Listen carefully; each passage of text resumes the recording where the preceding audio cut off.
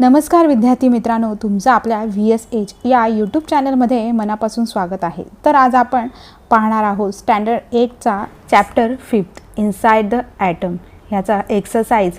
तर याचा दुसरा पार्ट आपण घेऊन आलो आहोत. तर आता सुरुवात करूया. चला तर क्वेश्चन 2 आहे, गिव्ह सायंटिफिक रिझन, शास्त्रीय कारणे द्या. तर याचा क्वेश्चन ए आहे, all the mass of an atom is concentrated in the nucleus. म्हणजेच अणूचे सगळे वस्तुमान त्याच्या केंद्रकात एकवटलेले असते. तर आता याचं कारण काय असेल बरं? ॲटमचे जे न्यूक्लियस आहे त्यामध्ये प्रोटॉन आणि न्यूट्रॉन असतात आणि इलेक्ट्रॉन्स असतात ते त्याच्या अराउंड रिव्हॉल्व होत असतात. न्यूक्लियसच्या अराउंड ते रिव्हॉल्व असतात. तर इलेक्ट्रॉनचं जे मास असतं ते निग्लिजिबल असतं compared to that of proton and neutron. चा आन्सर काय येणार? The nucleus of an atom contains proton and neutron. The electrons revolve around the nucleus. The mass of an electron is negligible compared to that of proton or a neutron. Hence the mass of an atom depends mainly on the number of protons and neutrons. Therefore practically all the mass of an atom is concentrated in the nucleus. आता question बी आहे, atom is electrically neutral. अणू हा विद्युतदृष्ट्या उदासीन असतो. तर याचं कारण काय आहे बरं? ॲटम असतं ते दोन पार्ट्समध्ये बनलेलं आहे, nucleus and the extra nuclear. तर न्यूक्लियस ह्याच्यावर पॉझिटिव्ह चार्ज असतो आणि positive charge on the nucleus is due to protons. ते प्रोटॉन्समुळे शक्य आहे. तर extra nuclear part of an atom हे याच्यामध्ये निगेटिव्ह चार्ज असतो, निगेटिव्ह चार्ज इलेक्ट्रॉन. तर मग नंबर ऑफ प्रोटॉन्स हे इक्वल टू कुणाबरोबर असतात? तर एक्स्ट्रा न्यूक्लियर इलेक्ट्रॉनसोबत ते इक्वल असतात. तर magnitude of the positive charge of nucleus हे इक्वल टू कशाबरोबर असतात? तर magnitude of the negative charge of electrons. तर मग ह्याच्या अपोजिट चार्ज असतो तो बॅलन्स राहिलेला असतो. The atom is electrically neutral. त्यामुळे ॲटमचा हा इलेक्ट्रिकली न्यूट्रल उदासीन असू शकतो. तर आता याचं आन्सर काय आहे? An atom is made up of two parts, the nucleus and the extra nuclear part. The nucleus is positively charged. The positive charge on the nucleus is due to protons. The extranuclear part of an atom is made up of negatively charged electrons. In an atom, the number of protons is equal to the number of extranuclear electrons. The magnitude of the positive charge on the nucleus equals to the magnitude of the negative charge on the electrons. As the opposite charge are balanced, the atom is electrically neutral. आता question C, atomic mass number is whole number. अणु वस्तुमानांक हे पूर्णांकात असते. तर आता याचं answer काय येणार बरं? न्यूक्लियसमधले टोटल नंबर्स ऑफ प्रोटॉन आणि न्यूट्रॉन्स ऑफ द ॲटम यालाच काय म्हणतात? तर ॲटॉमिक मास नंबर असं म्हणतात. तर प्रोटॉन आणि न्यूट्रॉन हे पूर्णांकात असतात, म्हणजे पूर्ण नंबर आहेत, व्होल नंबर्स आहेत. The atomic mass number is also whole number. Atomic number of mass हे पण व्होल नंबरच आहेत. त्याचं आन्सर काय येणार? तर the total number of protons and neutrons in the nucleus of an atom is called atomic mass number. As protons and neutrons are whole numbers, the atomic mass number is also a whole number. आता question D, atoms are stable through negatively charge electrons are revolving within it. परिभ्रमण करणारे प्रभारित electrons असूनही सामान्यपणे अणूंना स्थायी भाव असतो. तर entire mass of the atom जे असतं, ॲटमचं जे एंटायर मास असतं ते कॉन्सन्ट्रेटेड कशावर असतं? तर in the nucleus and positively charge nucleus at the centre of an atom. आणि जे निगेटिव्ह चार्जचे जे इलेक्ट्रॉन्स असतात ते त्यांच्या न्यूक्लियसच्या अराउंड रिव्हॉल्व होत असतात. मग त्यामुळे the total negative charge of all the electrons हे कशाच्या बरोबरीने असतात? तर positive charge on the nucleus. As the opposite charge are balance. त्यामुळे अपोजिट चार्ज हा बॅलन्स झालेला असतो. The atom is a stable. तर याचं आन्सर काय येणार? The entire mass of the atom is concentrated in the nucleus and the positively charge nucleus at the centre of an atom. The negatively charge electrons revolve around the nucleus. The total negative charge on all the electrons is equal to the positive charge on the nucleus. As the opposite charge are balanced, the atom is a stable. आता question 3, define the following terms. तर first आहे atoms. तर atom म्हणजे काय? हे elements अगदी smallest particle आहे which retain its chemical identity in physical आणि केमिकल चेंजेस. तर आता याचा आन्सर काय येणार? अन atom is a smallest particle of an element which retain its chemical identity in all physical and chemical changes. आता B आहे isotope.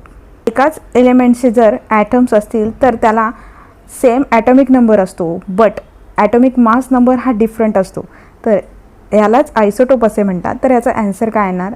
Atoms of the same element having the same atomic number but different atomic mass number are called isotopes. आता question C, atomic number म्हणजेच अणुअंक.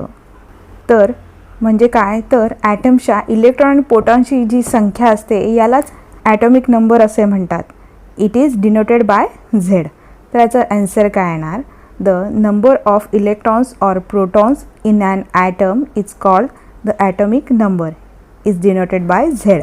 तर question D आहे atomic mass number, अणु वस्तुमानांक. तर ॲटममधला न्यूक्लियसमधले total number of proton neutrons यालाच काय म्हणतात? ॲटॉमिक मास नंबर असं म्हणतात. Is it denoted by A. तर total number of protons and neutrons in the nucleus of the atom is called atomic mass number. It is denoted by A. आता question E, moderator in the nuclear reactor, अणुभट्टीतील मंदक. तर आता याचा answer काय येणार? The substance which reduce the speed of fast moving neutrons produce in the fusion is called as moderator. तर आता क्वेश्चन 4 आहे, draw a neat labelled diagram. सुबक व नामनिर्देशित आकृती काढा. तर क्वेश्चन ए आहे, एक्सप्लेन रुदरफोर्ड स्कॅटरिंग एक्सपेरिमेंट. तर इथे आता व्यवस्थित रुदरफोर्ड स्कॅटरिंग एक्सपेरिमेंटची छान डायग्राम दिलेली आहे, ती तुम्ही आपल्या नोटबुकमध्ये ड्रॉ करू शकता. त्यानंतर खाली इकडे एक्सप्लेनेशन दिलेलं आहे. Alpha particles emitted by radioactive element bear a positive charge. Rutherford bombarded alpha particles through a very thin gold foil. He observed a path of a particle by means of a fluorescent screen around a gold foil. It was expected that the first time most of alpha particle passed through the gold foil without any deviation. Some alpha particles were deflected from their path through small angles. A few alpha particles were scattered at large angles. A still smaller number of same sign particles get deflected through a larger angle, and one a particle but 20,000 bounced back in the direction opposite to the original path. आता म्हणजेच काय? Ernest Rutherford यांच्या सुप्रसिद्ध विकिरण प्रयोगाने अणूच्या अंतरंगाचा वेध घेतला व सन 1911 अणूचे केंद्रकीय प्रारूप मांडले. तर रुदरफोर्ड यांनी सोन्याच्या अतिशय पातळ पत्रा घेऊन त्यावर किरणोत्सारी मूलद्रव्यातून उत्सर्जित होणाऱ्या धनप्रभारित अल्फा कणांचा मारा केला आणि या कणांच्या मार्गाचा वेध घेतला.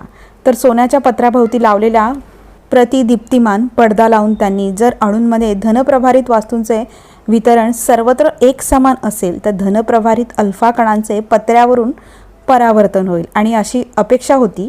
अनपेक्षितपणे बहुसंख्य अल्फा कण पत्र्यावरून आरपार सरळ गेले. काही थोड्या अल्फा कणांचे मूळ मार्गापासून लहान कोनांमध्ये विचलन झाले.